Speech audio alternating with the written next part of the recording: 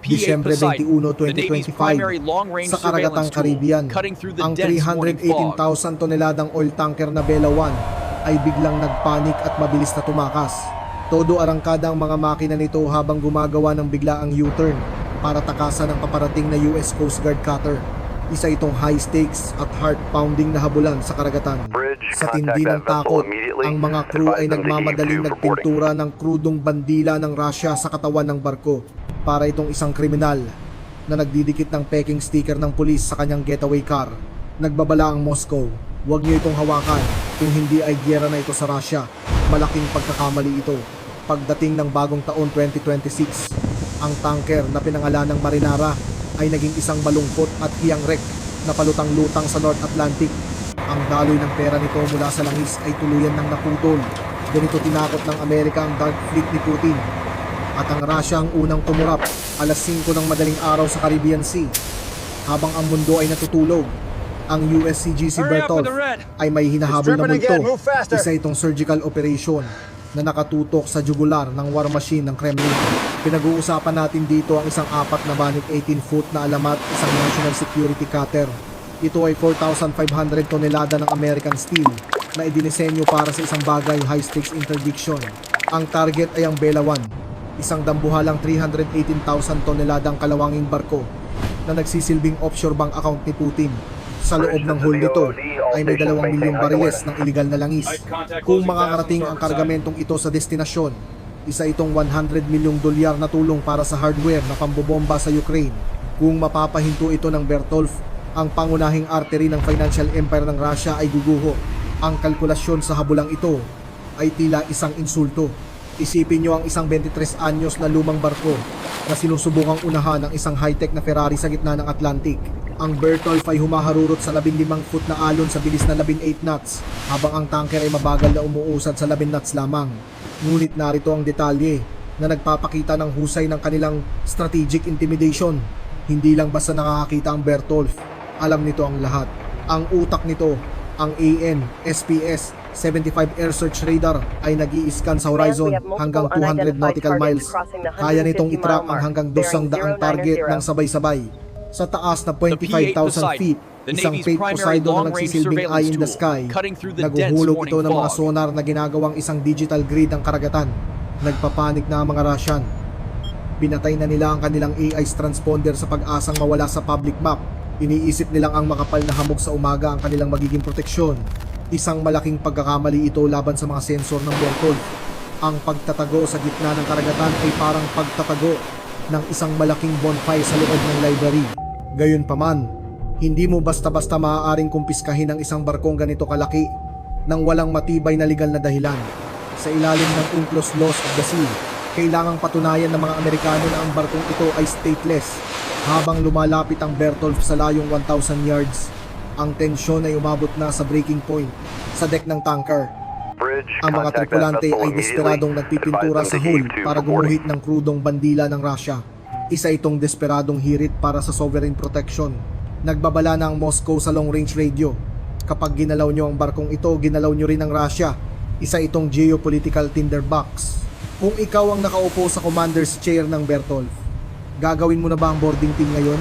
Ito ay sa kabila ng panganib ng isang global incident at ang higpit ng legal red tape. O hihintayin mo bang magkamali ang ghost ship na ito? Manatiling nakatutok dahil ang pagtatapos nito ay isang masterclass kung paano pasusukuin ang kalaban. Isipin nyo ito. Ikaw ang kapitan ng Vela 1 at sa tingin mo ay nagawa mo ang isang matalinong hakbang. Inabot mo ang bridge console, pinindot ang switch at click, patay na ang iyong AI's transponder. Sa lahat ng public tracking map mula London hanggang Singapore, ang iyong 318,000 toneladang dambuhala ay biglang naglaho. Para sa mga Russian sailors, naging mga multo na sila. Naniniwala silang dahil pinatay nila ang digital beacon. Naisahan na nila ang pinaka-advanced na maritime surveillance network sa mundo. Parang isang bata na tinatakpan ng sariling mata at iniisip na hindi na siya nakikita. Sa kasamaang palad para sa Moscow, hindi kailangan ng US Navy ang pahintulot mo para makita ka. Habang nagdiriwang ang mga Russian sa dilim, isang grupo ng SAR satellites ang direktang nakatingin sa kanila sa kabila ng makapal na ulap. Ito ang synthetic aperture radar, isang teknolohiya na hindi kailangan ng liwanag ng araw o transponder signal Nagpapadala ito ng microwave pulses sa ibabaw ng dagat para gumawa ng high resolution na imahe. Habang sinusubukan ng Bella 1 na magtago sa dilim, pinapanood ng mga Amerikano ang isang 1,000 foot na silver streak sa dagat. Ngunit ang makita lang ang barko ay hindi sapat para i-freeze ang bank account ni Putin. Para legal na makumpiska ang isang barkong ganito kalaki, kailangan mo ng fingerprint. Dito na magsisimula ang isang masterclass sa high-tech stalking, ang Fate Poseidon. Ang pinakalital na hunting aircraft sa mundo ay dumaan sa itaas ng tanker sa mababang altitude. Hindi sila nandoon para maghulog ng torpedo. Nandoon sila para magtanim ng isang sonic garden. Nagbagsak sila ng mga sonar buoy sa dadaanan ng Bella 1. Ito ay mga ultra-sensitive na underwater microphones na lumulutang sa dagat. Bawat barko ay may kakaibang acoustic signature o tunog. Ang pag-ikot ng malalaking propeller at ang vibration ng 23 anyos na makina ay lumilikha ng mechanical heartbeat. Ang ingay na ito ay imposibleng mapeke. Nang dumaan ang Bella 1 sa Sonic Garden, ang boses nito ay na-record at na-upload sa isang malaking AI database. Ngayon, hindi lang nakikita ng US Navy ang barko. Hawak na nila ang DNA ng Bella 1. Ngunit paano mo susundan ang isang multo sa buong karagatan nang hindi nahuhuli? Ang sagot ay hindi lang habulan, kundi isang digital dragnet. Inactivate ng US Navy ang SOSUS network, isang underwater ear mula noong Cold War na na-upgrade na gamit ang cutting-edge AI. Kasama ang Sonic Garden mula sa APESA, gumawa sila ng 500-mile acoustic tripwire. Kahit patayin pa ng mga Russia ng kanilang radar, ang ugong ng kanilang makina ay naririnig ng mga American sensors. Hindi kailangang lumapit ng US. Ginawa nilang isang higanting invisible microphone ang buong North Atlantic. Hindi nila sinusundan ng Bella 1. Naghihintay lang silang pumasok ito sa sarili nitong libingan. Ginagamit ng US ang AI data mula sa Pochupeto para hulaan ang ruta ng Bella 1 ng 48 oras ng mas maaga. Naglagay sila ng Remus 300 UUV ng direkta sa dadaanan ng tanker. Isa itong silent autonomous predator na nakaupo sa ilalim ng dagat, nakikinig sa bawat galaw ng Russian captain. Habang ang Moscow ay nag-aaksaya ng milyon-milyong dolyar sa gasolina para sa pagzigzag, ang US ay nakaupo lang at hinahayaan ang agos ng dagat na gumana habang papasok ang habulan sa malupit na tubig ng North Atlantic. Ang saya sa loob ng Bella 1 ay napalitan ng paranoia. Naisip ng Russian captain na kahit pinatay niya ang AIS, hindi nawala ang anino ng mga Amerikano. Desperado na siya. Pinilit niyang patakbuhin ang 23 anyos na makina sa limitasyon nito. Ginamitan niya ang dambuhalang barko ng sunod-sunod na marahas na zigzag maneuvers. Para itong isang skyscraper na sinusubukang umiwas sa mga bubuyog. Ang zigzag maneuver na ito ay diretso mula sa Soviet naval playbook. Sa bawat pagliko ng ganito kalaking barko, nawawalan ito ng momentum at gumagamit ng napakaraming gasolina. Ang Bella 1 ay tila nagsasayang ng pera para lang manatili sa pwesto. Dito nagpasya ang Moscow na itaas ang antas ng tensyon. Mula sa hamog, lumitaw ang isang Russian Project 2380 corvette, ang Steregushchi. Isa itong high-tech na bodyguard na puno ng radar at missiles. Ang misyon nito ay magsilbing pisikal at electronic shield para sa tanker. Biglang umilaw ang mga warning lights sa Combat Information Center ng Bertolf. Inactivate ng Russian corvette ang electronic warfare suite nito para punuin ang lugar ng high-intensity noise. Sa mga radar screen ng Amerikano, ang malinaw na silver streak ng Bella 1 ay naging magulo at puno ng static.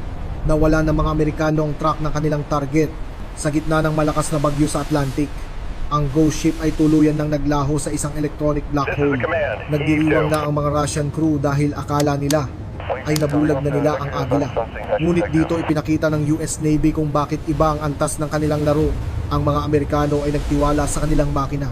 Habang abala ang Russian corvette sa paggawa ng ingay, hindi nito napansin ang tahimik na sonic net sa ilalim ng dagat. Ang mga Remus 300 UUV drones ay hindi gumagamit ng radar. Gumagamit sila ng acoustic sensors na hindi apektado ng jamming. Ang AI ng Bertolf ay kinuha ang sonar pings mula sa mga drone at pinag-aralan ang pattern ng barko. Nalaman ng AI na ang Bella 1 ay sumusunod sa gilid ng Gulf Stream para gamitin ang thermal layers para itago ang ingay ng makina. Hindi lang hula ang ginawa ng AI. Kinalkulan nito kung nasaan dapat ang tanker sa loob ng 60 minuto. Sa kasamaang palad para sa Kremlin, ang kanilang high-tech na corvette ay nagsilbi pang giant neon sign para sa US Navy. Dahil sa kanilang jamming, mas nakumpirma ng mga Amerikano kung nasaan ang kanilang itinatagong kargamento. Sa pagtatapos ng ika-6 na araw, pagod na ang Bella 1. Sumisigaw na sa hirap ang mga makina nito at nabuko na ang kanilang sekreto. Nauubusan na ng baraha ang Moscow at gagamitin ng mga Amerikano ang sariling yabang ng Dark Fleet laban sa kanila. Sa ikalawang linggo ng habulan, naging isang desperadong dula-dulaan ang nangyayari sa dagat dahil sa kagustuhang makakuha ng sovereign protection. Ang mga Russian sailors ay nakitang nagpipintura ng puti, asul at pula sa kalawanging hull. Isa itong nakakaawang tanawin. Hindi diretso ang mga linya at kumakalat ang pintura sa dagat. Mula sa itaas, ang kamera ng Pocho Poseidon ay nagla-livestream ng buong art project na ito sa 4K. Bumubuo na ang US Navy ng digital evidence locker na nagpapatunay na ang barkong ito ay isang nameless ghost ship lamang kanina. Nagpasya ang Bertolf na tapos na ang panahon ng pagmamasid. Pinaandar ng 4,500 duniladang cutter ang makina nito at lumapit sa layong 500 feet lamang. Narito na tayo sa danger zone. Narinig sa radyo ang malamig na utos ng mga Amerikano. Vessel Bella 1, huminto at maghanda para sa boarding. Ang escort na Sterguschi ay tila nawala sa sarili. Bigla itong humarang sa harap ng Bertolf. Isa itong delikadong laro ng chicken sa gitna ng nagyayelong bagyo. Ang Russian captain ay sumisigaw sa radyo tungkol sa acts of war, habang ang kanyang barko ay nagzigzag na parang hayop na corner. Ngunit hindi gumura pa mga Amerikano. Ginamit ng Bertolf ang AI-assisted thrusters nito para mapanatili ang posisyon ng may katumpakan. Ang isang barko ay puno ng gulo at igo, habang ang isa naman ay isang $700 milyong na Predator. Ang Grizzly sa Moscow ay naggagalaiti sa galit, ngunit ang Agila ay nire-record lang ang bawat pagkakamali. Habang papalapit ang bagong taon, ang Bella 1 ay hindi na isang barko, isa na itong cornered target. Ang huling hakbang ay hindi isang putok ng kanyon, kundi isang legal checkmate. Ang Atlantic Ocean ay naging isang nagyayelong gray purgatory. Papasok na tayo sa North Atlantic Kill Zone, malapit sa Greenland at Iceland. Sa loob ng Bella 1 na pinangalanan ng Marinara, ang kapaligiran ay puno ng takot. 12 araw na silang tumatakbo at pagod na ang mga tripulante. Ang mga makina ay nanginginig na ng husto at ang mga rivets sa hull ay nagsisimula ng umiyak. Nakikita nila sa kanilang mga bintana na nandoon pa rin ang USCGC Bertolf, parang isang masamang panaginip. Dito na ang psychological warfare ay naging isang physical street fight. Nag-utos ang Moscow sa kanilang corvette, Sterguschi. Tapusin na to ngayon. Ang Russian corvette ay biglang humarang sa harap ng Bertolf sa bilis na 27 knots. Isa itong bumping maneuver na tila pagpapakamatay na. Kung magbabanggaan ang mga barkong ito sa 30-foot na alon, pareho silang lulubog sa loob ng ilang minuto. Sa bridge ng Bertolf, ang American commander ay nakatingin sa hull ng Russia na 100 feet lang ang layo. Naririnig ang ugong ng Russian engine sa gitna ng malakas na hangin. Napakabigat ng tensyon. Umaasa ang Russian captain ay iwas sa mga Amerikano para makaiwas sa disgrasya. Ngunit ang Bertolf ay kontrolado ng isang autonomous flight control system, para itong Tesla sa insane mode. Sumasayaw ang Bertolf sa mga alon ng may supernatural na precision. Sa huling sandali, ginamit ng Kremlin ang kanilang huling baraha. Opisyal nilang pinangalan ng Marinara ang barko sa kanilang registry. Akala nila ay nanalo na sila dahil naging untouchable sovereign territory na ito. Ngunit pumasok si Putin sa pinakamahal na trap sa kasaysayan dahil inamin nilang kanila ang barko. Nawala ang kanilang plausible deniability. Naisip ng US Navy na ang pagboard sa barko ngayon ay magdudulot ng totoong gyera. Kaya ang ginawa ng mga Amerikano ay mas nakakasira. Huminto sila. Hiniyahan nilang mauna ang Marinara sa gitna ng hamog ng North Atlantic. Nagdiriwang ang mga Russian crew. Akala nila ay nakatakas na sila. Ngunit natigil ang hiyawan ng isang malakas na pagsabog ang narinig mula sa ilalim ng barko. Ang 23 anyos na diesel engine na pinilit patakbuhin sa limitasyon sa loob ng tatatam na araw ay sumuko na. Ang main crankshaft ay nabali at napuno ng itim na usok ang engine room. Hindi kailangan ng mga Amerikano na ubusin ang kanilang gasolina. Pinilit lang nilang tumakbo ang kalaban hanggang sa tumigil ang puso nito sa pagod. Ang 300,000 toneladang dambuhala ay naging isang patay na bakal sa gitna ng dagat dahil ito ay isa ng sanctioned Russian vessel. Walang commercial tugboat sa Iceland o Greenland ang gustong tumulong dito. Noong Enero 1, 2026, ang Marinara ay nakatigil lang sa gitna ng isang sub-zero game. Ang $100 milyong na halaga ng langis sa loob nito ay naging isang frozen at walang kwentang bigat. Hindi lang barko ang nawala sa Russia, kundi pati ang kanilang dangal. Naiwan sila sa isang 300,000 toneladang steel iceberg na walang gustong tumulong. Hindi kailangan ng US Navy na magpaputok ng torpedo para manalo. Ginamit nila ang physics, AI, at ang katotohanan ng international law para talunin ang dark fleet ni Putin. Ang Grizzly ay hindi lang kumurap, gumapang ito pabalik sa kanyang kuweba ng walang pera. Ang tanong para sa inyo, sulit ba ang $100 milyong na sugal para sa ganitong kahihiyan?